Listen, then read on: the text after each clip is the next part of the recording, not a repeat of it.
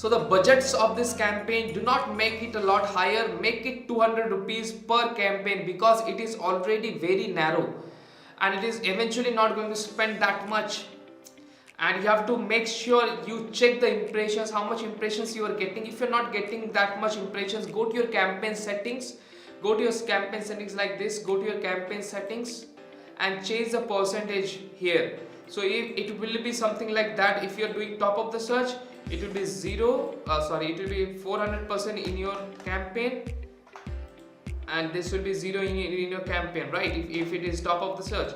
And if you see there is no impression change or very less impression, then you may have to change this to 600%. That will increase your 1 rupees bid to 6 or 7 rupees. So you can see 1 rupees bid becomes 7 rupees. So this is how you have to optimize your campaigns. And the budget will be 200 rupees, so it is not going to consume a lot, but it is going to give you very relevant data.